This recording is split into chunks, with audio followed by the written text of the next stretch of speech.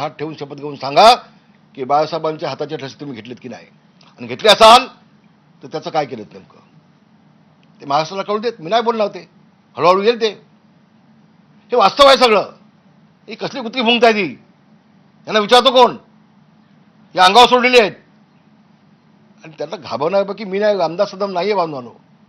मी भगवा झेंड्याचा शिपाई म्हणून निर्वातपणे शिवसेना प्रमुखांचा साथ दिलेली आहे. खंबीरपणे पाठीशी उभारलेलं आहे मी. माझ्याकडून असं खोटं पाप कदापि घडणार नाही, कदापि घडणार नाही. हे मी पुन्हा एकदा महाराष्ट्राला सांगतोय. आज त्या उद्धव नेमका काय आहे ते हळूहळू महाराष्ट्राला समजेल, हळूहळू महाराष्ट्राला कळेल.